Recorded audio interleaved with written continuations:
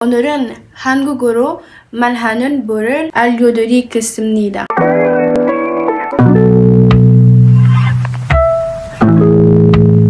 Salut tout le monde.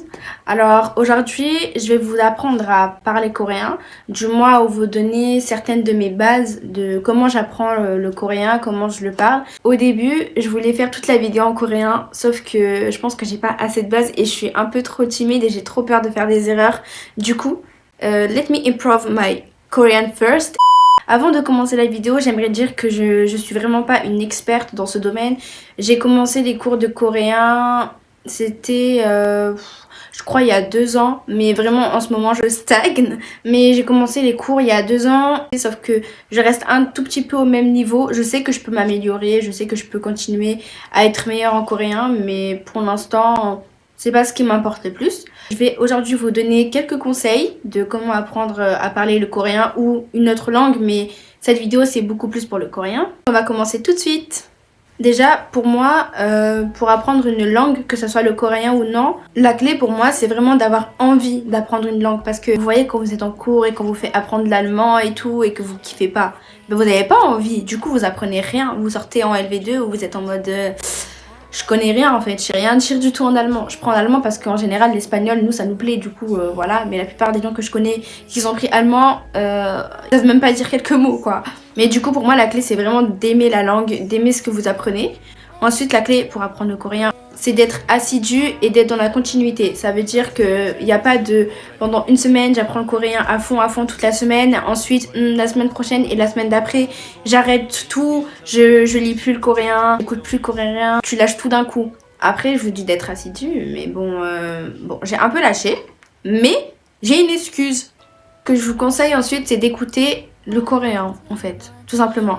Quand je dis écouter le coréen, c'est d'écouter des gens qui parlent couramment coréen, c'est-à-dire les natifs. Vous pouvez le regarder dans les K-dramas. Par exemple, essayez de regarder des K-dramas sous-titrés en français ou des K-dramas sous-titrés en coréen ou avec la romanisation, même si je conseille pas trop. Pour ceux qui savent pas c'est quoi la romanisation, c'est genre ça. Et je trouve pas ça très très beau. Ensuite, vous pouvez écouter des radios, des podcasts. Je sais que sur Spotify, il y a des podcasts pour apprendre le coréen ou juste écouter des gens parler en coréen. Ensuite, on a les musiques comme BTS, Stray Kids et tout. Vous pouvez aller voir les paroles, essayer de voir ce que ça signifie en coréen et en anglais. Enfin, vous voyez avec les musiques que vous écoutez. Et ensuite, vous pouvez écouter les émissions. Je regarde beaucoup d'émissions coréennes. Du coup, ça m'aide énormément parce qu'en fait, ils parlent vraiment... comme dans la vraie vie, c'est pas comme dans les K-dramas où ils articulent plus, ils parlent plus doucement et tout. C'est vraiment genre comme ils parlent dans la vraie vie. Et le dernier conseil que je vous donne pour cette première partie, c'est de pratiquer. Vous allez me dire, mais tu veux que je pratique comment? Je connais pas de coréen, je connais personne qui parle en coréen. Eh ben, tu sais ce que tu fais? Tu prends un... fucking... Je suis sur YouTube là. Tu prends un miroir, tu le mets devant ta tête et tu parles en coréen. Et tout ce que tu sais pas dire, t'essaies de le marquer soit dans tes notes sur ton téléphone, sur un cahier tout simplement, ou je sais pas, t'essaies de te le mettre dans un coin dans ta tête. Et tu te dis, aujourd'hui j'ai pas réussi à dire mon âge, du coup je vais apprendre à dire mon âge. Ensuite vous allez lui dire, je savais pas comment dire ma journée aujourd'hui, du coup je vais apprendre à comment réciter ma journée. Enfin, dire ma journée. Et vraiment je trouve que moi ça m'a vraiment aidé. Parce que je me disais, ouais, c'est bon, j'apprends et tout depuis 2 ans, maintenant je sais parler coréen. Et en fait, j'étais en mode 안녕하세요. Et après, je savais plus quoi dire. Alors que vraiment, ça faisait vraiment longtemps que j'apprenais, quoi. En fait, il faut vraiment le pratiquer. Du coup, la deuxième partie, on va parler des applications.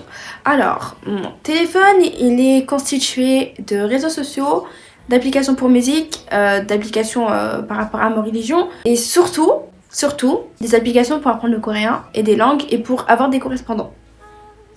Bon, je vous ai un peu fait un What's on my phone en quelques petites secondes, mais c'est pas grave. Du coup, la première application que je vous conseille, c'est Infinite Korean. J'aime vraiment cette application parce que c'est pas une vraie application pour l'apprentissage. Enfin, c'est une application qui apprend très très bien. C'est-à-dire qu'avec ça, vous pouvez grave vous en sortir. Mais c'est un jeu en fait. C'est pour ça que je vous dis que vraiment, niveau apprentissage, c'est super. En fait, c'est un jeu. Je sais pas si toutes les applications que je vais vous dire en tout cas, je sais pas si elles sont sur Android ou pas parce que moi personnellement j'ai un iPhone. Du coup vérifiez à votre tour, mais moi en tout cas c'est sur iPhone. Donc Infinite Korean c'est quoi? Infinite Korean c'est un jeu avec plusieurs niveaux. Les niveaux c'est niveau difficile, niveau facile. Et il y a plusieurs catégories, c'est-à-dire les animaux, les langues, les chiffres, la nourriture, quoi d'autre, les saisons, enfin, il y a beaucoup de catégories comme ça. C'est une sorte de météore qui descend. Le jeu se joue comme ça. 파란색, 노란색, 빨간. Je vous fais ça parce que en fait je sais pas comment vous expliquer. Du coup je vous mets un exemple, c'est mieux je trouve. Dans les paramètres, vous pouvez mettre, vous pouvez enlever la romanisation. Donc la romanisation, je vous conseille vraiment de l'enlever de partout parce que ça va vous induire en erreur, clairement, je pense. Du coup, la romanisation, pour moi, oubliez. Du coup, vous pouvez mettre la romanisation ou l'enlever. Vous pouvez mettre le son ou enlever le son aussi. La deuxième application que je vous présente, c'est Talk to Me in Korean. Alors, je pense que si vous avez déjà tapé sur internet comment apprendre le coréen, vous avez déjà vu Talk to Me in Korean parce que c'est, on va dire, une chaîne YouTube déjà. Pour commencer, ils ont une chaîne YouTube, je vous la mets juste ici. Et par contre, c'est anglais. Il y a tout qui est anglais. Le site est en anglais. L'application aussi est en anglais. Et je crois que c'est tout.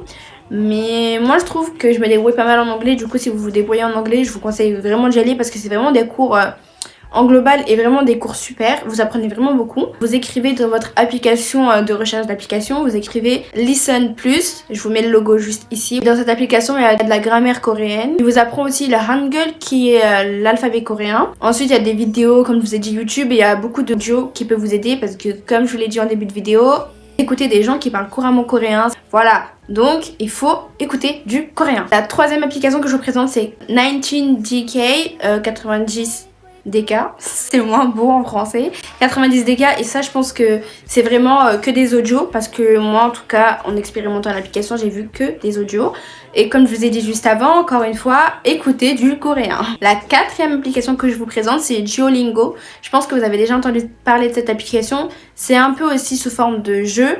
En fait, toutes les applications que je vous présente, c'est vraiment pas genre des cours en mode dis-moi comment on dit ça en coréen, genre non, c'est vraiment attractive et tout, genre c'est bien, genre je trouve en tout cas, c'est mon point de vue.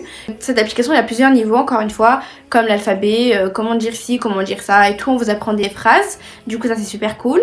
La cinquième application que je vous présente, c'est Ken Korean. Alors dans cette application, il y a des audios, des vidéos, des phrases basiques pour le coréen, plein d'autres catégories. La sixième application que je vous présente, c'est Quizlet. Alors Quizlet, vous pouvez l'utiliser pas que pour le coréen, vous pouvez l'utiliser pour toutes les langues. C'est-à-dire qu'en fait, Quizlet, c'est des cartes que quand tu tapes dessus, ça se retourne. C'est plutôt une application d'apprentissage. Pas que pour les langues, parce que vous pouvez même taper dans la barre de recherche. Vous pouvez taper des cours déjà faits. Par exemple, vous marquez cours coréen et vous avez plusieurs catégories de particuliers, de personnes qui font eux-mêmes leurs cours et qui les partagent. Du coup, ça c'est super. Même vous marquez cours d'anglais, vous allez trouver plein de trucs en anglais. C'est pas forcément que pour les langues aussi, parce qu'il y a aussi des trucs de maths, de français, de physique, de tout ce que vous voulez. En fait, c'est plus des cartes mémoire. Mais du coup, voilà. Je vous mettrai mon compte jusqu'ici. Moi des fois je fais des cours mais il m'arrive souvent de les supprimer et de les renouveler vu que je fais pas forcément pour les gens, je fais forcément pour moi, mais si ça peut en aider quelques-uns, c'est super. Alors, cette fois-ci c'est pas une application que je vais vous présenter mais c'est un site internet. Du coup c'est Lawson, genre ça s'écrit comme ça.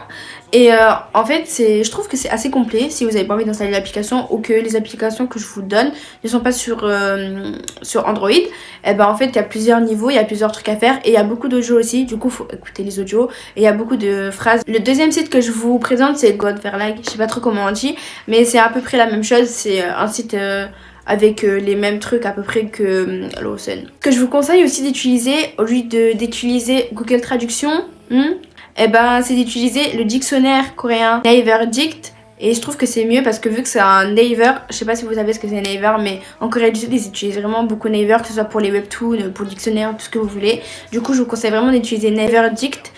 Moi c'est ce que j'utilise le plus au lieu d'utiliser Google Traduction parce que je sais que ça introduit un peu en erreur. On a fini pour les applications et pour les sites internet. Maintenant on va passer aux chaînes YouTube que moi je vous conseille et avec quoi j'ai appris un peu le coréen. Déjà la première chaîne YouTube, je vous l'ai déjà présentée tout à l'heure, mais c'est Talk to Me in Korean. La deuxième chaîne YouTube que je vous présente c'est Kaja Corée. Alors moi j'ai même acheté un livre numérique chez eux.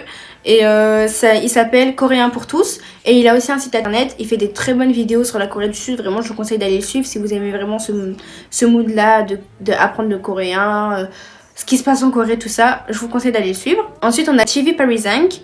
Il faisait anciennement des vidéos comment apprendre le coréen. Je pense que là il en fait un peu moins mais il y en a toujours sur sa chaîne YouTube, vous inquiétez pas, ça n'a pas disparu du jour au lendemain. Ensuite la quatrième chaîne que je vous présente c'est simple, cours coréen, vous écrivez ça, et c'est une fille qui a fait des cours de coréen et elle explique vraiment bien, je trouve. Enfin, ça fait longtemps que j'utilise sa chaîne parce qu'elle date pas d'hier, de toute façon sa chaîne, du coup bon voilà.